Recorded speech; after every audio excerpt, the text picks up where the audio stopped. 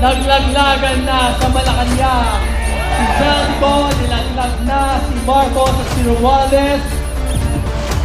Yung executive secretary, nilaglag na ni Marcos. Hindi na nila alam ang ginagawa nila.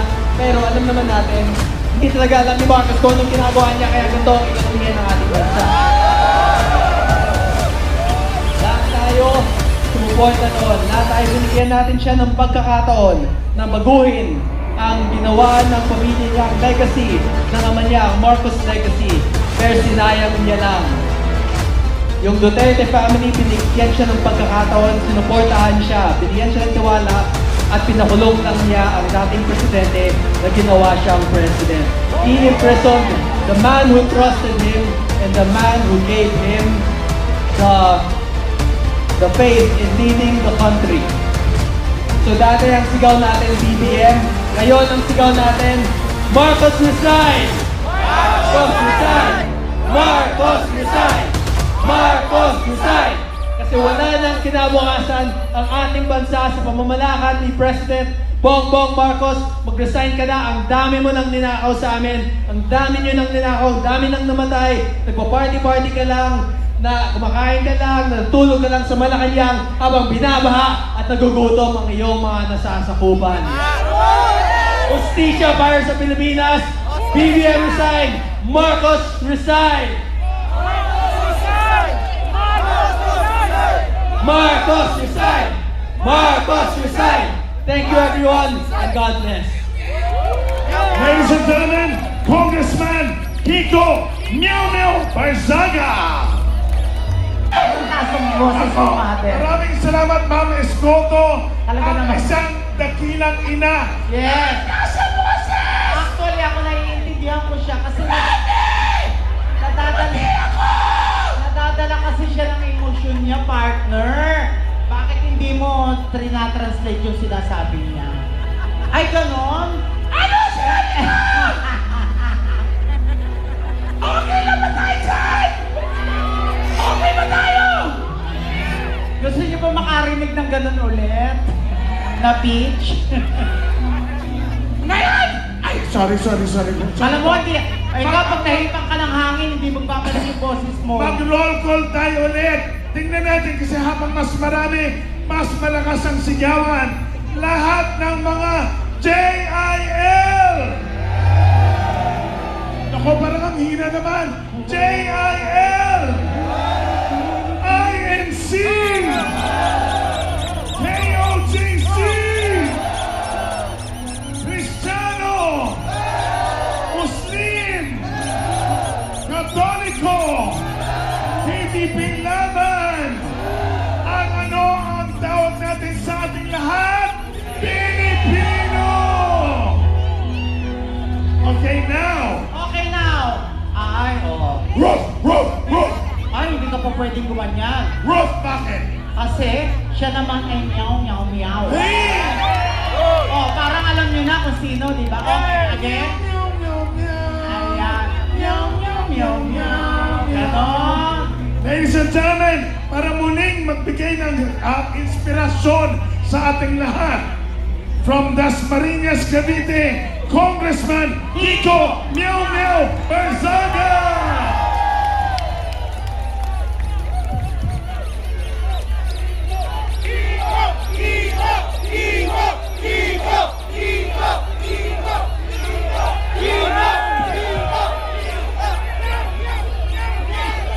Meow! Naglaglagan na sa Malacanang. Si Zaldico, nilaglag na si Marcos at si Romualdez. Yung executive secretary, nilaglag na ni Marcos. Hindi na nila alam ang ginagawa nila. Pero alam naman natin, hindi talaga alam ni Marcos kung anong ginagawa niya. Kaya ganito ang ekonomiya ng ating bansa. Lahat tayo sumuporta noon. Lahat tayo binigyan natin siya ng pagkakataon na baguhin ang ginawa ng pamilya niya, ang legacy ng ama niya, ang Marcos legacy. Pero sinayang niya lang. Yung Duterte family, binigyan siya ng pagkakataon, sinuportahan siya, binigyan siya ng tiwala, at pinakulong lang niya ang dating presidente na ginawa siyang president. He imprisoned the man who trusted him and the man who gave him the faith in leading the country. So dati ang sigaw natin BBM, ngayon ang sigaw natin Marcos resign! Marcos resign! Marcos resign! Marcos resign! Kasi wala nang kinabukasan ang ating bansa sa pamamalakad ni President Bongbong Marcos. Mag-resign ka na, ang dami mo nang ninakaw sa amin, ang dami nyo nang ninakaw, ang dami nang namatay, nagpa-party-party ka lang, na kumakain ka lang, natulog ka lang sa Malacanang habang binabaha at nagugutom ang iyong mga nasasakupan. Justisya para sa Pilipinas, BBM resign, Marcos resign! Marcos resign! Marcos resign! Thank you everyone and God bless. Ladies and gentlemen, Congressman Kiko Meow Meow Barzaga. Ngayon mga kaibigan, para magpatuloy sa ating speech, tatawag tayo ng isang gagalang-galang, isang retired general. Walang iba kundi si Sir Retired General Virgilio Garcia. At tayo na siya.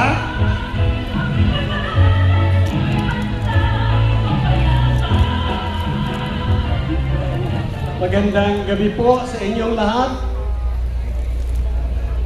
Magandang gabi po sa inyong lahat.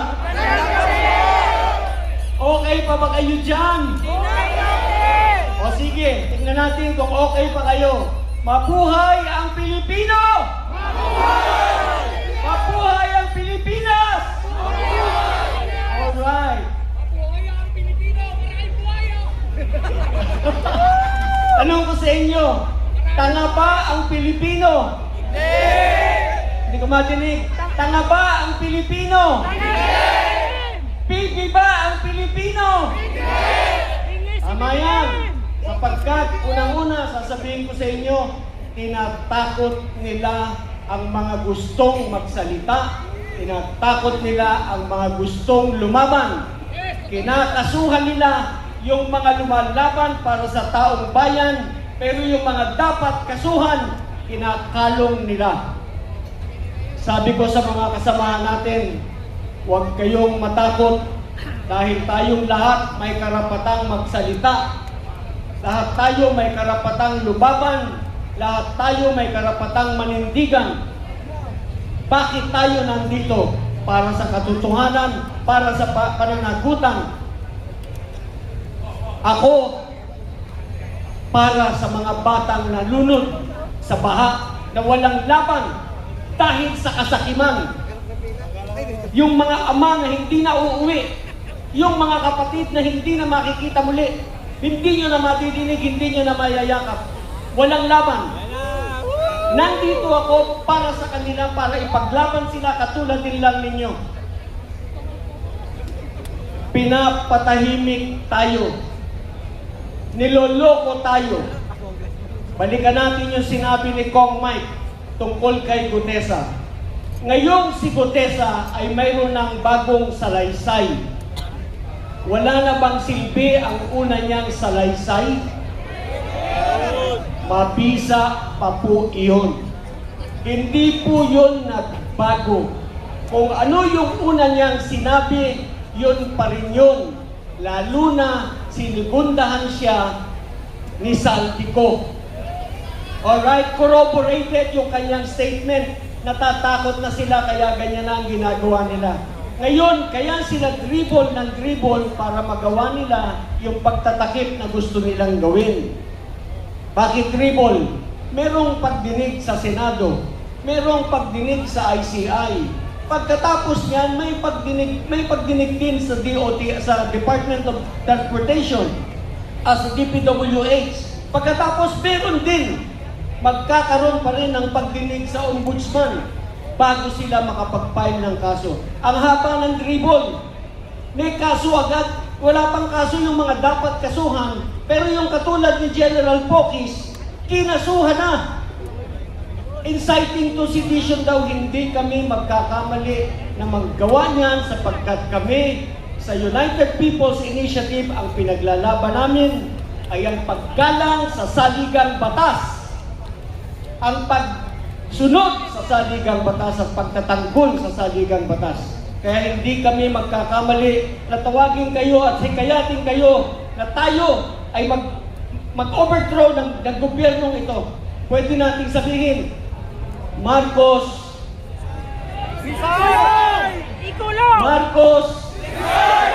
Marcos, yan, pwede natin sabihin yan, pero hindi natin pwedeng sabihin, tara sa Malacanang, gibain natin yung bakod at pasukin natin yung loob. Yun, inciting. Pero hindi natin gagawin yun. Mag-resign siya dahil yun ang gusto ng taong bayan. Yung sinabi ni Saldico, wala raw visa kasi hindi sinumpaan, madali naman sumpaan. Pero ang importante, nagsalaysay na siya, nagsabi na siya kung sino-sino ang mga involved sa malakihang nakawan na ito. Madaling sumpaan. At nagtutugma yung kanilang mga salita.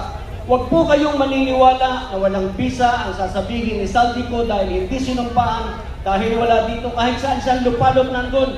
Nagsalaysay na po siya at sa lupalop niya naman kukunin yung mga data na nilahad niya sa atin kung hindi yun ang katotohanan. Meron pa siyang documents na pinakita. Siguro 19 or 20 pages yung kanyang attachment na pinakita. Ito ang katibayan ng lahat. Yan. At huwag po kayong mag-alala. Darating at darating ang araw, maglalahad pa po kami sa inyo ng mga susunod na mga testigo na magsasabi, magsisiwalat ng katotohanan sapagkat ang gusto natin, ang kinabukasan ng ating mga anak, ng ating mga apo. Kaya tayo po manatiling gising, manatiling pukaw ang damdamin. Huwag po tayong mawawala ng pag-asa. Huwag tayong susuko. Tuloy-tuloy lamang po ang laban para sa pananagutan. Magandang gabi po! Maraming salamat, syempre. Retired General Virgilio Garcia. Ngayon naman mga kaibigan. Tawagin naman natin syempre ang susunod na magsasalita. Syempre, ang ating UPI founder,